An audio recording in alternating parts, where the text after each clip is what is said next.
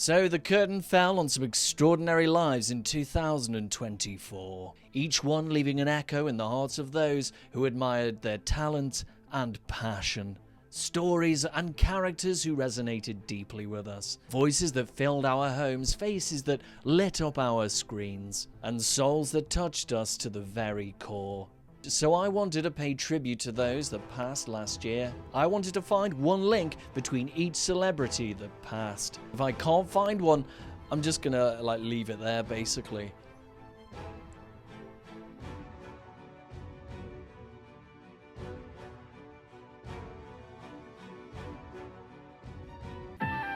Welcome to the Dr. Ruth Show, coming to you from New York City with Dr. Ruth Westheimer. Dr. Ruth Westheimer was a 4'7" trained sniper turned sex therapist, described as Grandma Freud, the Sister Wendy of sexuality. So that on the couch we'll do later, in privacy. Westheimer helped revolutionize talk regarding lovemaking, an advocate for people to speak openly about it on TV and radio. You have changed sex. It's not the same thing anymore. Don't you tell me that it's less good now. No, it's better now. Everyone knows it. Now it's like a sport. On a July 1987 episode of The Dr. Ruth Show, her guest was Richard Simmons. I know there's a key behind you sometimes. I haven't seen it yet, but I know there's like a little key that You they mean want. the same key that you have? We are exchanging it?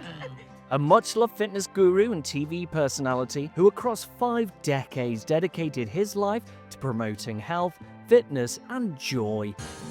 Let's sweat again! Come on, everybody! Come on, everybody!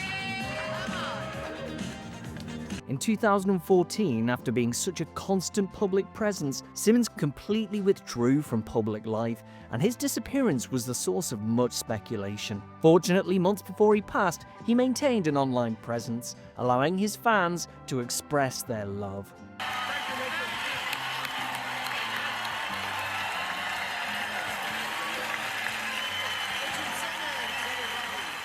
In the 1980s, he had his own show on Channel 10 at 10 a.m.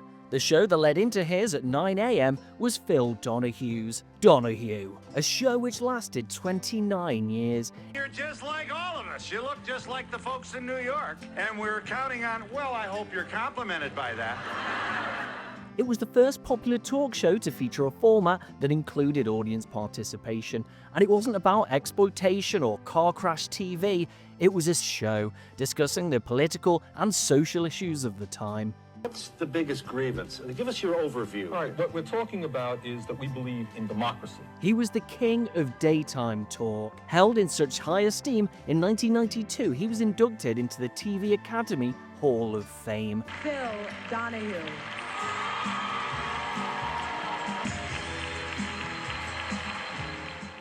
As was Bob Newhart. Bob Newhart.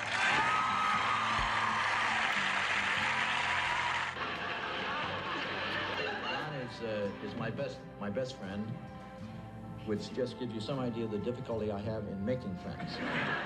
An actor and timeless comedy legend known for his deadpan and stammering delivery. The kid said, well, he said, my dog died this week and I'm kind of depressed. Mm-hmm. And so I'm trying to cheer the kid up. He said, well, your dog went to heaven and, you know, when you're old and then you'll go to heaven and you be reunited with your dog, mm-hmm. you know? And the kid said, what would God want with a dead dog? Over a 62-year career, he won a Grammy, Emmy, Golden Globe, a Mark Twain Prize. There haven't been many people who are so consistently funny over such a long period of time. Tonight I have placed beloved TV icon Bob Newhart in an airtight container with exactly 3 hours worth of air. If the Emmys run 1 second over 3 hours, Bob Newhart dies.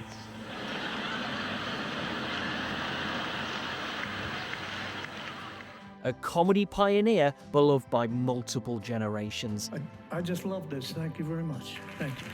In the 1970s, he did what all major stars did and appeared on Hollywood squares. Bob, true or false, at the last Miss Universe pageant held in San Salvador, one of the judges was hit by a car, One broke his toe, another had a fever of 103, and the fourth was stricken with touristas. And 3 of the losers are serving 15 to life, I understand. Hosted by Peter Marshall. What's the best reason for pounding meat? Oh, loneliness. Who honed his talents as a singer and comedian, performing in nightclubs and on the stage. Good evening, ladies and gentlemen. I'd like you to meet my partner, Tommy Newton. Think about Tom?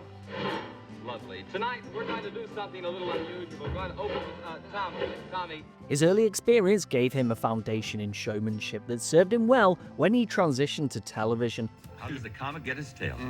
Gee, I don't know. I guess, like most people, a little cognac, a very white CD. He was more than just a host. He was a master of ceremonies, guiding a game with a blend of charm and humor, always keeping the atmosphere light and entertaining. Thank you very much. He was such a top-tier game show host, it's easy to forget that he was in a successful double act, he was a singer, a TV and film actor, serial promoter, and also a Broadway star, playing the male lead in the 1961 West End production of Bye Bye Birdie. His female lead, Cheetah Rivera. Come on, babe, why don't we paint the town? And all that jazz. Whose career began early with intensive ballet training that laid the groundwork for her exceptional dance abilities.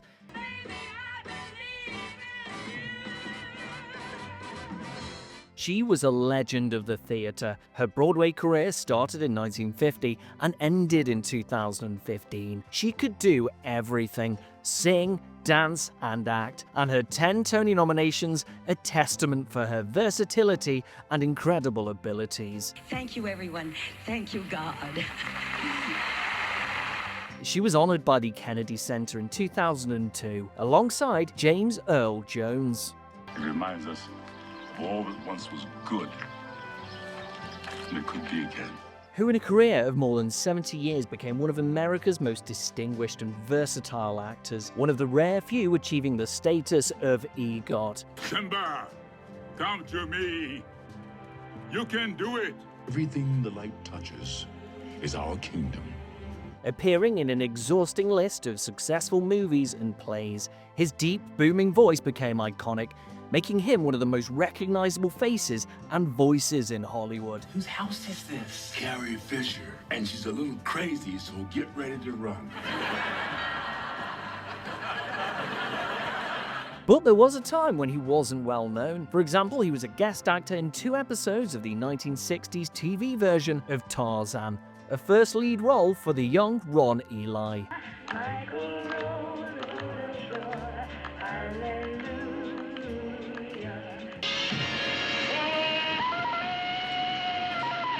If you're ever thinking of donning the loincloth again, please call me first. I'll call you. The 6'4" athletic actor performed all of his own stunts in the series, incurring over 24 injuries, including 2 broken shoulders and several lion bites. Not something that happened in his debut film, 1958's South Pacific, a film that made Mitzi Gaynor a major star. If the lights burn out in the theater, I think I could glow in the dark. I'm so eager to get out there and to perform for you. The singer, dancer, and actress was one of the last survivors from the golden age of Hollywood, a legend of the big screen musical. I'm gonna wash that man right out of my hair and send him on his way. Get the picture? After the 50s, she gave up movies in favor of television, a frequent and popular musical guest and host throughout the 1960s and 70s. She became the highest paid female entertainer in Las Vegas. In her later years, she starred in her own musical revue, packing out theaters across the globe. Let go! September 1972, she was invited onto The Tonight Show. On that same episode, Earl Holliman. Incredible memories there. That is the end of part 1, and we'll be returning with part 2.